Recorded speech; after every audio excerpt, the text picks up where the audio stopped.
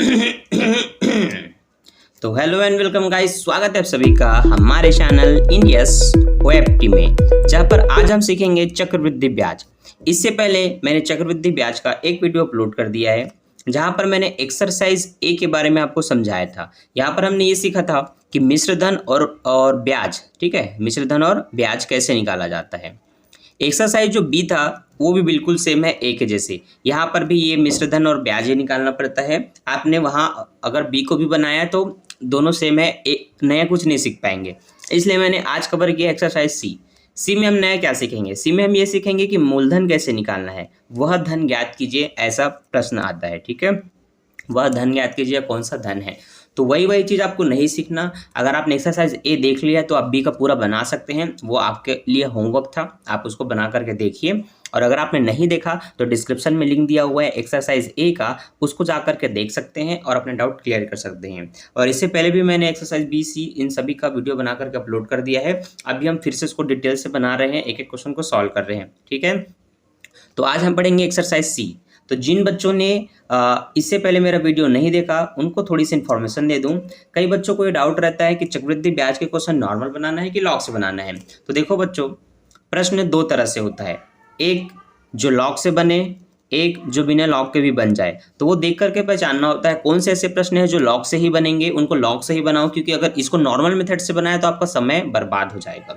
इसलिए जो लॉग से बनते हैं उसको इस विधि से नहीं बनाना है, लेकिन जो इससे बन जाए उसको लॉग से नहीं बनाना है। लेकिन एक चीज़ बता दूं, लॉग से बनाना गलत कभी नहीं होगा, लेकिन इस मेथड से बनाने में थोड़ा बहुत डिफरेंस आ जाता है आंसर में। ठीक है, तो चलिए स्टार्ट करते हैं आज का वीडियो।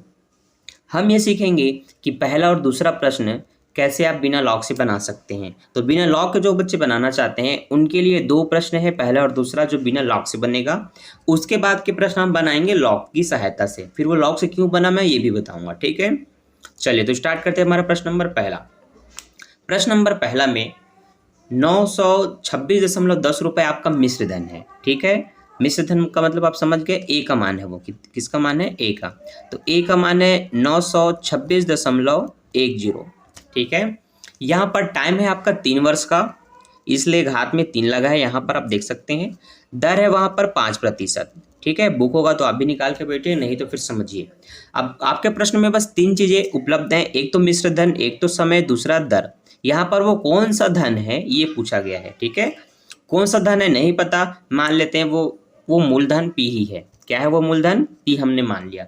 इस तरह से सूत्र होता है मिश्र धन का, मिश्र धन बराबर मूलधन ब्रैकेट में 1 प्लस दर की घात समय, ये होता है आपका सूत्र। ठीक है, अब हम क्या करेंगे, यहाँ पर जो जो मान अपने को पता है उसको हम फिलअप करेंगे। तो देखिए, मिश्र धन को आप बराबर के इस तरफ रखेंगे, वो हमने रख दिया। पी आपको नहीं पता तो वो वैसे ही रहेगा। घात को समय को आपको घात के रूप में लिखना होता है, दर हमेशा अंदर रहता है। ये अगर आपने सही तरीके से मान सूत्र में मान भर लिया तो फिर आपको प्रश्न बनाने में दिक्कत नहीं होगा। तो हमेशा याद रखिए, मिश्र धन यहाँ होना चाहिए, दर अंदर में और समय बाहर में। मूलधन नहीं पता तो वो पी का पी ही रहेगा। ठीक है बच्चों, अब यहाँ पर कटता है तो काटते हैं, तो 5 एकम 5, 5 दूनी 10, 5 शून्यम 0, कुल मिला के 1/20 आने वाला है। इसलिए अगले स्टेप में आप देखते हैं वो 5/100 कट कर 1/20 आया है। यहाँ पर फिर इनको गुणा करके जोड़ना होता है। अब ये 20 किसके साथ गुणा करेगा, ये 1 के साथ गुणा करेगा। तो 20 से कम 20, 20 में 1 जोड़ दो 21, है ना। तो ये 20 से कम 20 हुआ, उसमें ये 1 जुड़ेगा, तो जुड़ने के बाद ये हो गया 21/20। ठीक है, डिटेल से आपको समझाया गया है, समझ गए आप। अब जितनी घात होती है उतनी बार इसको लिखना होता है। 3 घात है तो 21/20 को आपको 3 बार लिखना है। लेकिन मान आपको किसका निकालना है, आपको ये भी ध्यान रखना है, मान आपको निकालना है पी का। तो जब पी का मान निकालना है तो ये जो 3 बार लिखने वाले हैं उसको इधर ना लिख करके उस तरफ लिखना है। ठीक है, कुछ इस तरह से समझाता हूँ ताकि आपको डाउट ना रहे।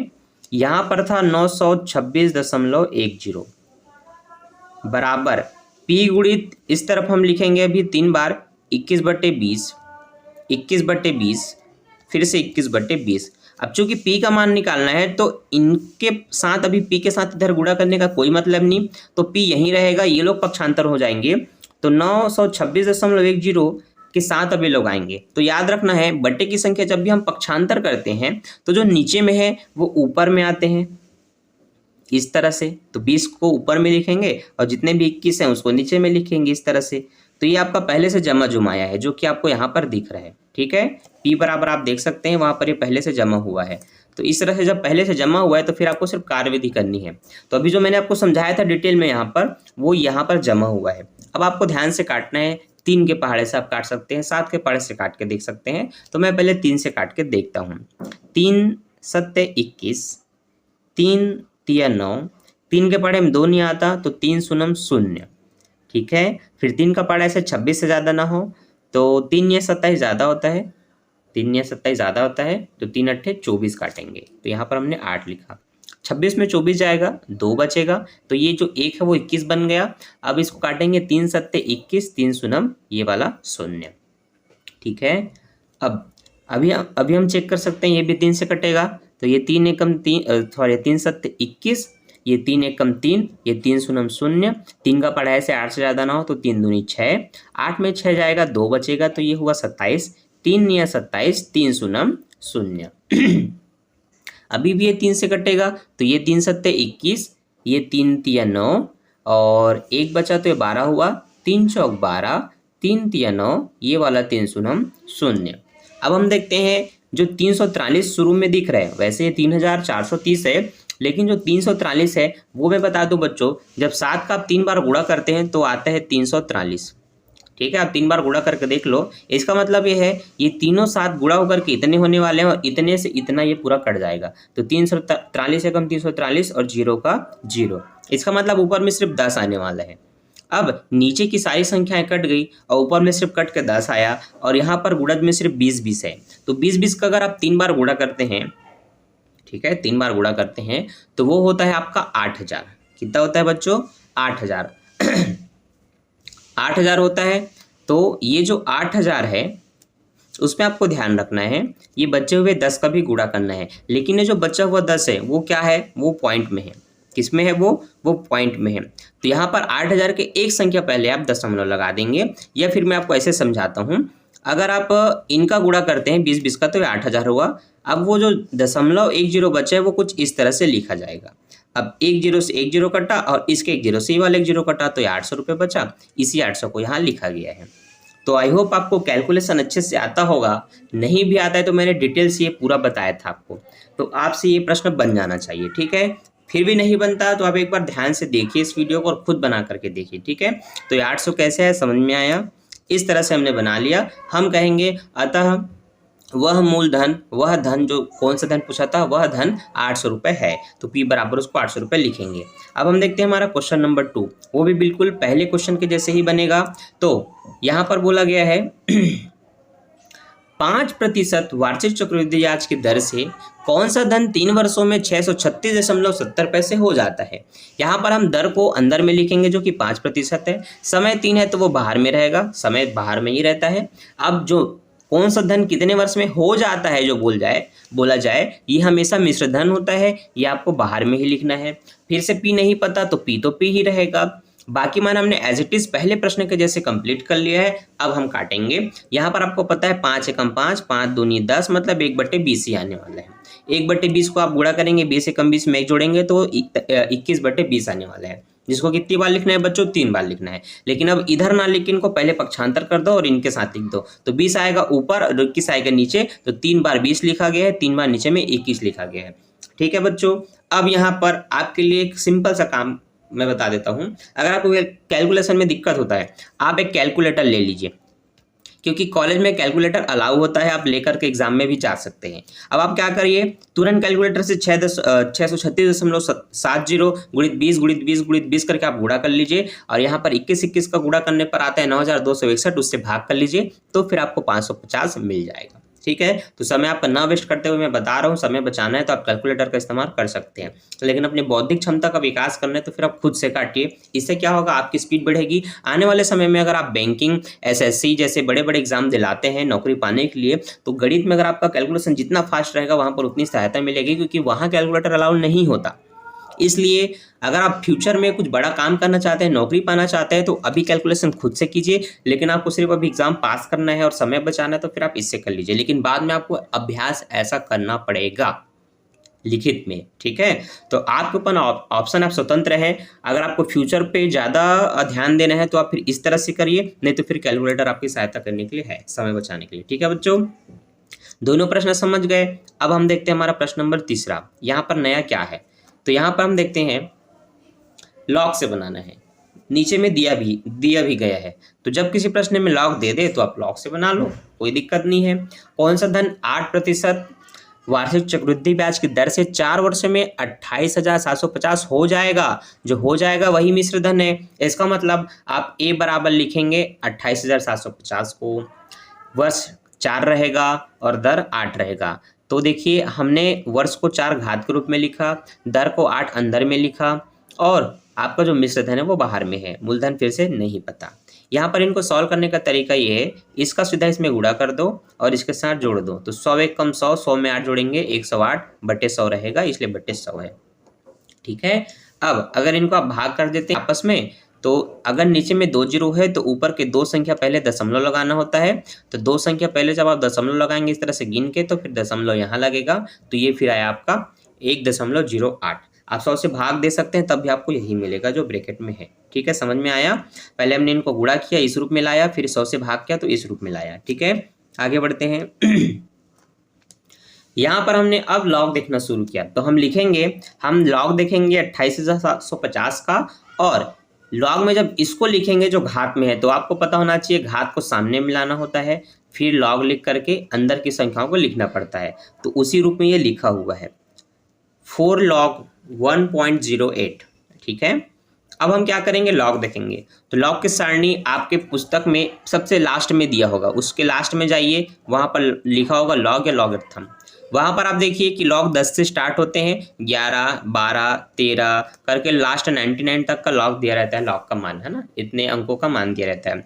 वहाँ पर आपको 28 का 7 देखना है और मेन डिफरेंस 5। 28 का क्या देखना है बच्चों, 7। तो देखो 28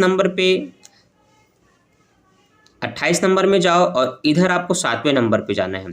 तो 28 के 7 में देखो क्या दिख रहा है यहाँ पर, इसके जस्ट सामने में। तो 28 के 7 में आपको दिखेगा 45,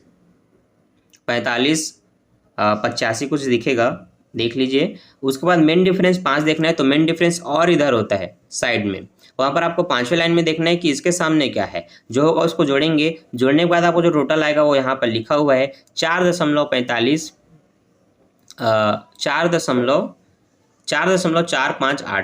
ठीक है, यहाँ पर हमने 10 का 8 देखा, और 10 का 8 देखने के बाद हमें मिला 0.0334। ठीक है, अब ये देखते हैं यहाँ पर सामने में 4 कैसे आया। तो देखिए हमारे पास जो प्रश्न था 28,750, ये कुल 5 अंकों का है। यहाँ पर 1, 2, 3, 4, 5 अंक है, तो 5 अंक है। तो लॉग देखते समय ये जितने अंकों का बना होगा, दशमलव से पहले जितने अंकों का बना होगा उसमें से 1 घटाते हैं। तो चूंकि ये 5 अंकों का है, 1 घटेगा तो 4 आएगा। तो लॉग देखने के बाद जो मान आएगा वो दशमलव के बाद रहेगा, लेकिन ये जितने अंकों का है उसमें से 1 घटाने के बाद जो आया वो दशमलव से पहले रहेगा। ठीक है, यहाँ पर ये सिर्फ 1 है दशमलव से पहले, तो सिर्फ 1 अंकों का है, तो 1 में 1 घटेगा तो यहाँ पर 0 आएगा, इसलिए यहाँ पर सामने में 0 लिखा गया है। आप क्या करेंगे, 4 का इसमें गुणा हो जाएगा, तो 4 चौक 16 की ये 6 हासिल आया, 4 तिया 12, 12 में जोड़ेंगे 13, तो एक कुल मिलाकर आप पर मल्टीप्लाई करेंगे तो आपको ये आ जाएगा 1.336। ठीक है, अब यहाँ पर देखिए क्या किया गया इस वाले स्टेप में, यहाँ पर बस इतना किया गया है कि जो यहाँ प्लस है वो जब इधर आएगा तो क्या करेगा, माइनस। तो इसके साथ इसको घटाना है, इसके साथ इसको घटाना है, इसलिए दोनों को एक साथ जमा दिया। घटाने के बाद आपको मिला ये, अब जो मिला उसका आपको एंटी लॉग देखना होता है। क्या देखना होता है बच्चों, एंटी लॉग, पी का मान निकालना है। इसलिए एंटी लॉग देखेंगे तो एंटी लॉग पॉइंट से स्टार्ट होता है। किससे स्टार्ट होता है, पॉइंट से। लॉग में पॉइंट नहीं होता, लेकिन जब आप एंटी लॉग देखेंगे तो वहां पर आपको पॉइंट से संख्या दिखेगी। ठीक है, तो आपको देखना है पॉइंट 32 का 5 मेन डिफरेंस 1। 32 का 5 मेन डिफरेंस 1 देखने के बाद अब आपको जो भी आंसर आता है, ठीक है, उसको पूरा लिख लेना है कि क्या क्या अंक मिला। अब आपको ये देखना है कि दशमलव से पहले यहाँ क्या है, दशमलव से पहले यहाँ 3 है। एंटी लॉग देखते समय दशमलव से पहले वाली संख्या में 1 जोड़ते हैं, लॉग में 1 घटाते हैं, एंटी लॉग में 1 जोड़ते हैं, तो कुल मिला के 4 आएगा। तो आपको करना क्या, आपका पास जो भी अंक आया एंटी लॉग देखने के बाद उसके 4 अंक बाद आपको दशमलव लगा लेना है। अब दशमलव बाद अगर इधर कुछ नहीं बचा है तो फिर कुछ मत लिखो, फिर यही आपका आंसर है। ठीक है, तो इस तरह से बनाते हैं हमारे एंटी लॉग लॉग पर आधारित प्रश्नों को। ठीक है, अब सारे जो लॉग के मान थे वो आपको यहीं पर दिया हुआ है, तो आप चाहे तो यहीं से देख के बना सकते हैं या पीछे सारणी में देख के जा सकते हैं। पर पीछे देख के जाने के लिए मैंने इसलिए कहा क्योंकि हर बार हर वीडियो में कई ऐसे नए बच्चे आते हैं जिनको लॉग देखना ही नहीं आता, इसलिए मैंने पीछे से बताया देखने को, सामने में भी वही दिया हुआ है। ठीक है बच्चों, तो ये आपके लिए एक सहायता हो गया। अगर एग्जाम में ऐसे प्रश्न आते हैं और लॉग सामने में दिए हुए हैं तो आपको फटाफट बस इसको जमाना होता है, मान दिया हुआ है उसको रखना होता है, जोड़ घटाव करना है, फिर तुरंत आंसर आ जाएगा। मतलब यहाँ पर 2 मिनट लगना है, अधिकतर से अधिकतर आपका कैलकुलेशन खराब है तो 3 मिनट, लेकिन अगर आप यहाँ आधा घंटा देते हैं तो ये बहुत खराब गणित है आपका। तो ऐसे प्रश्नों को आपको 10 से ज़्यादा अभ्यास करके देखना है, बना बना करके। ठीक है, मैं बार बार यही कह रहा हूँ, गणित जितना जल्दी हो सके वो बनना चाहिए जिसमें गलती भी ना हो और प्रश्न भी सॉल्व हो जाए, क्योंकि यही आपको बाद में अगर आप बैंकिंग की तैयारी करते हैं, रेलवे या एसएससी का एग्जाम दिलाते हैं, तो यही गणित आपका बहुत काम आता है जब आपका कैलकुलेशन फास्ट होता है। आगे बढ़ते हैं क्वेश्चन नंबर 4 में। ठीक है, क्वेश्चन नंबर 4 है क्या इसमें, तो ध्यान से देखिए। यहाँ पर लिखा गया है वही कौन सा धन 5% चक्रवृद्धि ब्याज की दर से 3 वर्षों में इतना हो जाता है। अब ऐसा 3 वर्ष 5% की दर वाला हम बना चुके हैं 2 प्रश्न, तीसरा आपको ट्राई करना है, मतलब चौथा वाला आपको बना करके देखना है क्योंकि ये बिना लॉग से बना है। ठीक है, तो इस टाइप का अगर मैं 2 समझा दिया हूँ तो मैं उम्मीद करता हूँ कि आपसे बन जाएगा। अब आपके पास ऑप्शन 2 है, या तो आप नॉर्मल मेथड से बना सकते हैं या तो फिर आप लॉग के मेथड से बना सकते हैं। ठीक है, तो दोनों का सोल्यूशन यहाँ पर उपलब्ध है आपके लिए, आप इसको खुद से बना करके देखिए। ठीक है, आते हैं क्वेश्चन नंबर 5 में। क्वेश्चन नंबर 5 में कौन सा धन 8% वार्षिक चक्रवृद्धि ब्याज की दर से 2 वर्ष में 7,290 हो जाता है। ये भी बिना लॉग के बनेगा, बहुत ही सिंपल प्रश्न है, देखो और समझो। वो कौन सा धन जो 8% चक्रवृद्धि ब्याज की दर से 2 वर्ष में इतना हो जाएगा, वो धन तो नहीं पता, तो यहाँ पर 100 मान के बनाया गया है। ये आपने कुछ नया सीखा, अब तक आपने पी को पी रहने दिया, अब देखते हैं 100 मान के आप बना सकते हैं कि नहीं। तो 100 मान के आप वहाँ बना सकते हैं जहाँ समय 2 हो, क्योंकि उसमें आंसर बहुत जल्दी आता है और सही आता है। तो अब आपने 100 मान लिया, ठीक है भाई, हम 100 ही रख करके बनाएंगे, कोई दिक्कत नहीं है। तो मूलधन की जगह 100 है, दर की जगह 8 है, समय की जगह 2 है। ये आपस में कटेगा 4 दूनी 8, यहाँ पर 4 दूनी 8 हुआ, यहाँ भी 4 दूनी 8, 2 बचा, 4 पंचे 20, मतलब 2/25 आया। इस तरह से 2/25 में 25 से कम 25 में 2 जोड़ेंगे तो 25 से कम 25 में 2 जोड़ने के बाद ये आएगा 27/25। इसको 2 बार लिखेंगे तो आपको इस तरह से 27 गुणित 27 लिखना है 2 बार, बटे में 25 और 25 लिखना है। ठीक है बच्चों, इस तरह से जब आप कैलकुलेशन करते हैं और यहाँ पर आपके पास 100 है तो 25 से कम 25, 25 चौक 100, ये कट जाता है। 27 27 का गुणा करें, फिर जो आएगा उसको 4 से गुणा करें, फिर जो आएगा उसको आप 25 से भाग दे देंगे। ठीक है, आप ये कर सकते हैं, फिर आपका आंसर आपको मिल जाएगा। और मिश्र धन फिर आपका यहाँ पर बताया गया है 116.64 है, तो मूलधन वहाँ पर 100 था, लेकिन जब मिश्र धन 7,290 है तब आपको एक्चुअल में मूलधन निकालना है, तो आपको लिखना पड़ेगा 100 गुणित मिश्र धन बटे अभी जो मिश्र धन आया उसको। इस तरह से डिवाइड करके आप निकालते हैं आपका एक्चुअल मूलधन। अब अगर आपको इसमें प्रॉब्लम हो गया तो आप नॉर्मल तरीके से बना सकते हैं, पी को पी ही रख करके, फिर आप लॉग से भी बना सकते हैं। तो मैं ये चाहूँगा इस प्रश्नों को आप 3 बार बनाएं और बना करके बताएं कि आपका आंसर किस मेथड से आपको आ रहा है और कौन सा आपको सरल लग रहा है। ठीक है, तो बनाइए और कमेंट करके बताइए। अब चलिए हम समझ लेते हैं दशमलव वाला प्रश्न। अगर इसमें दर दशमलव में रहा तो क्या करेंगे, वही चीज़ करना है, कोई दिक्कत नहीं है। दशमलव में 5.2 5.2 लिखिए। ठीक है, अब आपको उसको 100 से अगर भाग करना है तो 2 संख्या बाद लग जाएगी, तो टोटल 3 संख्या बाद दशमलव होना चाहिए। तो देखिए 2 5 0 के पहले दशमलव है, अब 0 कहाँ से आया, तो जब नीचे में आपको 100 से भाग देना होता है और ऊपर में सिर्फ 2 संख्या है तो आप 1 0 और लगा सकते हैं, क्योंकि यहाँ पर पहले से दशमलव है। कुल मिला के बताना चाहूँगा, दशमलव हटा दो तो ये जो 5.2 है वो 52 हो जाएगा, बटे में पहले से 100 था, दशमलव मैंने हटा दिया तो दशमलव के बाद एक अंक है, सिर्फ 2 है, तो नीचे में आपको 1 0 लिखना है। अब नीचे में 3 0 आ गया तो ऊपर में 3 संख्या बाद दशमलव लगाना होता है, तो 2 और 5, अब इधर कुछ नहीं तो 0 लिखो और दशमलव लगाओ। तो ये 1000 से भाग देने का ट्रिक है। अगर आपको 1000 से भाग देना है तो 3 संख्या पहले दशमलव, तीसरा नहीं है तो आप 0 लगा सकते हैं, नहीं तो आप सिंपल ऐसे भाग करके देख सकते हैं, 1000 से आपको यही मिलेगा। ठीक है, आगे बढ़ते हैं। यहाँ पर इसको लॉग से बनाया जाएगा ब्याज मिश्र धन आपका इस तरफ है, ये आपका पूरा दर का कॉन्सेप्ट है जो कि सॉल्व होकर के ये आया। अब इसको लॉग में लिखेंगे तो p प्लस लॉग 5 लिखना है आपको, है ना, जो आपको ने पहले बनाया था क्वेश्चन नंबर 4 में, उस तरह से आपको बनाना है 4 या 5 में। और उसके बाद अच्छा तीसरा में बनाए थे देखिए यहाँ पर क्या किया गया है, यहाँ पर सीधा इसको पक्षांतर कर दिया गया है, तो जो p के साथ गुणा है वो इधर आके इसके साथ भाग करेगा, मतलब इसके नीचे ही रहेगा। यहाँ पर अब नीचे वाले को आप ऊपर में लिखते हैं, लॉग के रूप में जब लिखते हैं तो वो माइनस में आता है, ये जब ऊपर आएगा इसके तो माइनस में रहेगा। कुल मिला के वही कॉन्सेप्ट है जो आपने पहले बनाया, इसको इधर सॉल्व कर लो, इसको इधर सॉल्व कर लो, लास्ट में इधर पक्षांतर करके घटाओ, वही डायरेक्ट यहाँ पर किया जा रहा है। तो आप कुछ नया सीख रहे हैं या आपको सीखने को मिलता है, ध्यान रखिए इस बातों को, आप ऐसे भी बना सकते हैं। 32 का 2 मेन डिफरेंस 0 देखना है, सॉरी 32 का 0 मेन डिफरेंस 0, तो 32 का 0 देख लो। 4 अंकों की संख्या है, उसमें से 1 घटाएंगे तो सामने में 3 आएगा। 32 का 0 आपके पास है 5051, ठीक है, 0.5051। यहाँ पर आप 10 का 5 मेन डिफरेंस 2 देखेंगे तो आपको मिलेगा, सब कुछ कंप्लीट करने के बाद 0.0220, ठीक है। 5 का गुणा करेंगे तो फिर आपको ये मिलेगा, दोनों को घटाएंगे तो ये मिलेगा। अब ये जो मिला आपको 3.3951, इसका एंटीलॉग देखेंगे। एंटीलॉग देखिए 39 का 5 मेन डिफरेंस 1, 39 का 5 मेन डिफरेंस 1 देखने के बाद आपको मिलेगा ये। अब दशमलव से पहले 3 है तो 1 जोड़ने के बाद 4 हो जाएगा, 4 अंक बाद दशमलव लगाएंगे तो फिर आपका आंसर है, ठीक है। तो अब तक आपने लॉग के साथ, बिना लॉग के साथ एक ही प्रश्न को 2-3 तरह से कैसे बना सकते हैं सब कुछ देख लिया है। तो ये 7वां आपके लिए होमवर्क है, 8वां भी होमवर्क है, वैसे सारे आंसर आपको मैं दिखा रहा हूँ। तो अब जितने भी प्रश्न हैं आपके पास, आप इसको बना करके देखिए और कमेंट करके बताइए। और आपको वीडियो अच्छा लगा और आप ऐसे ही अकाउंट के सारे वीडियो देखना चाहते हैं और प्रश्न को सॉल्व करना चाहते हैं, सॉरी अकाउंट नहीं मैथमेटिक्स के, है ना।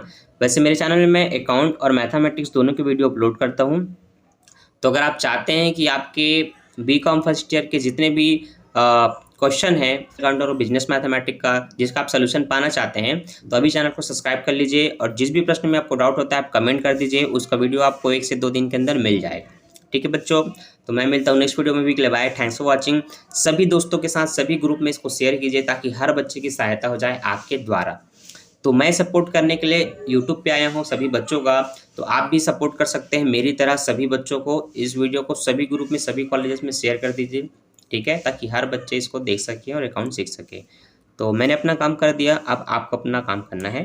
तो मैं मिलता हूँ नेक्स्ट वीडियो में, अभी के लिए bye, thanks for watching, bye bye बच्चों।